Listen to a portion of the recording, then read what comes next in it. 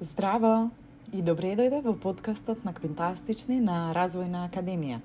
Јас сум Дороти, холистичка консултантка и креаторка на овој трансформативен пат за жени кои сакаат да создаваат од душа со душа и за душа. Шестиот серијал е создаден од неколку епизоди во кои зборуваме за soul business.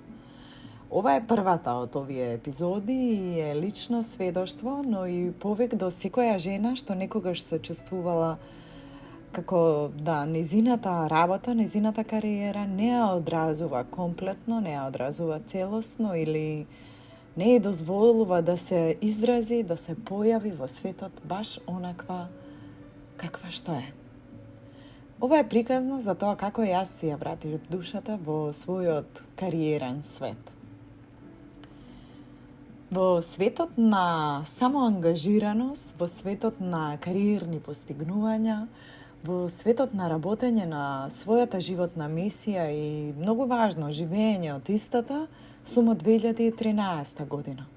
Се сеќавам еднаш кога гостував на емисија во живо, земајќи го во предвид мојот првичен академски контекст, би рекла, авторот, водителот на емисијата ме праша: убаво сега што работиш во светот на родовите науки, на социохуманистичките науки, на граѓанскиот сектор и социјалното претприемништво, но сакам да те прашам, знам дека си девојче од средно уметничко, дали престана да сликаш?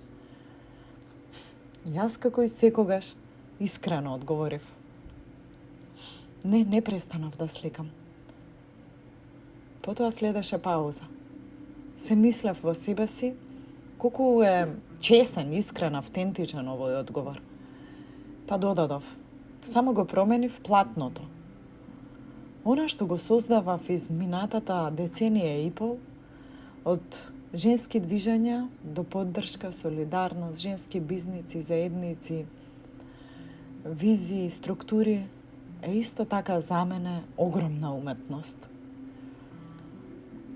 Се што е создадено од анализи, од интелектуална работа, од спиритуална работа, до обуки, до предавања, до секој акт на помош кон друго човечко суштество, за мене е уметност и се дела од душа. Сето тоа не би постоело без предходното, да речам, уметничко образование, затоа што и едното и другото се израз на ист порив. Израз на креативност, израз на создавање, поривот да бидеш човек. Soul бизнис не се случува преку ноќ. Soul бизнис кај мене е резултат на повеќе од 15 години патување низ женски движења, низ градење организации, креирање и водење, тренинзи, целогодишни програми, обуки и истовремено носење голема лична приказна.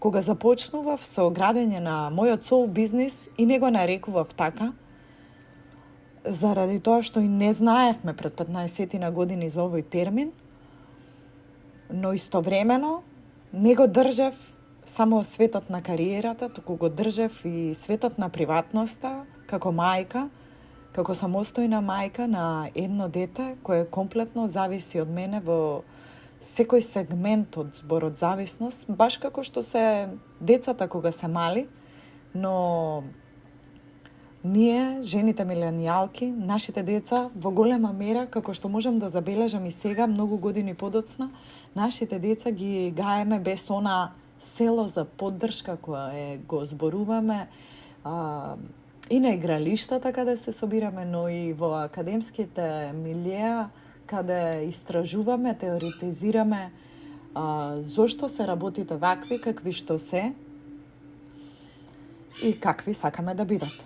Како визионерка со мисија и жена со срце во огнот на промените. На промените од едно старовековно, не само време, туку и начини на постоење, на однесување, на функционирање, кон зародиш на едно ново време. Кога ја основав мојата прва организација OneCan, знаев дека не ми е доволно само да пишувам проекти и да ги добивам и имплементирам истите согласно можностите и контекстот. Сакав тие проекти да бидат мостови кон суштинска трансформација. И беа мостови кон суштинска трансформација. Допревме до душата на луѓето, а не само преку нивната работна улога, не само преку нивната можност за работење кој ќе им носи преживување од 1 до 30 или 31 и не само работење на, да речам, во светот на бизнисот и предприемништвото, не само работење за профит.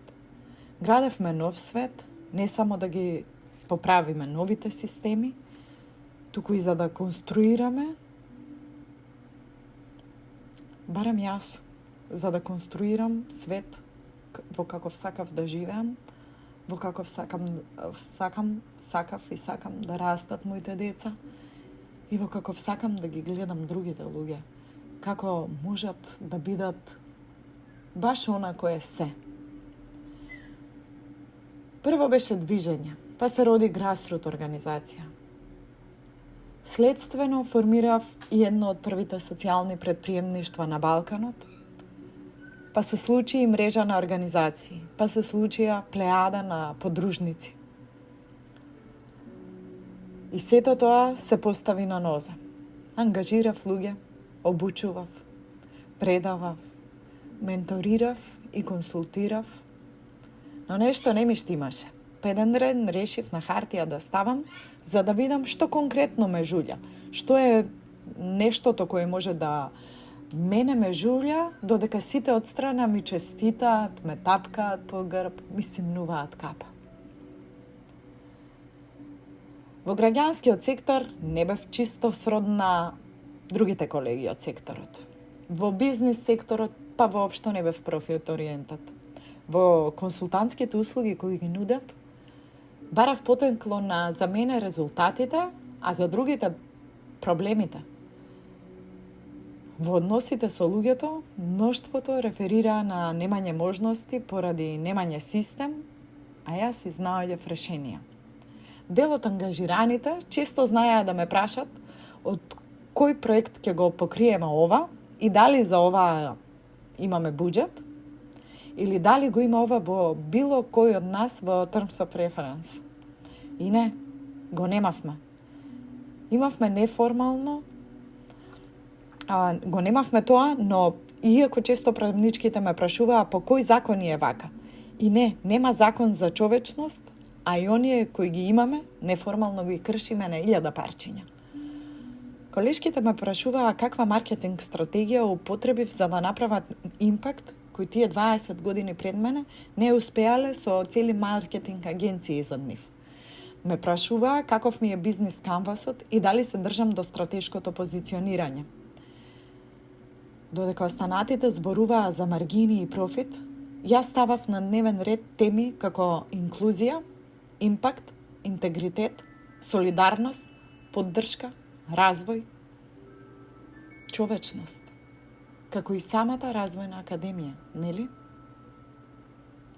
Но знаеш кога започна вистинската промена? Кога почнав да го прашувам своето тело и себе си. Што сакаш? Кога престанав да слушам само бизнис планери и почнав да го слушам тивкото не и да во себе си. Тоа беше моментот кога се роди концептот за soul бизнис. Терминот soul бизнис го среќаваме се почесто од 2010-тите години, но неговата суштина, поврзување на економијата со етиката, продуктивноста со свесноста и профитот со смислата има длабоки корени. Harvard Business Review, например, во 2020 година зборуваа за автентична лидерска поддршка како клуч за долгорочен успех. На Јале училиштето за менеджмент истражувањата покажуваат дека компаниите што интегрираат емоционална интелигенција и спиритуална етика имаат појак ангажман, подобра задршка и зголемено влијание. Автори како Џон Маккеј и Ричард Барет зборуваат за свесен капитализам, Капитализам кој не е лишен од спирит. Во академијата пак докторски трудови по теми како spiritual leadership и mindful management и feminist economics растат секој ден и секоја година. Според ProQuest од 2012 до 2023 се објавени над 150 докторати кои истражуваат оваа интеграција и тоа значи дека ова не е само личен избор.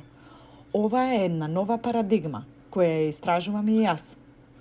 Soul бизнис значи да водиш со вредност, да создаваш продукти или услуги кои исцелуваат, да бидеш присутна додека продаваш. Значи и да се одмориш кога душата и телото ти велат така. И да знаеш дека твоето да и твоето не може да биде доволно да го промени светот за некоја друга жена, например. Па те повикувам да размислиш, каде твојата душа се чувствува заглавено во твојата работа? Што би направила ако знаеш дека твојата нежност е твојата сила? Земи лист хартија и одговори искрено. Кога се чувствувам најжива? Што би работела и без да бидам платена за тоа, само затоа што срцето го бара тоа од мене? И прашање број 3. Дали се гледам себе си како лидерка на иднината, онаа која поврзува економија и емпатија, например? Ова е твој момент. Soul бизнис е надконцептуално нешто и е реален пат по кој чекорам 15-та година. Ако сакаш да дознаеш повеќе, приклучи се на мојата работилница или ја следи следната епизода.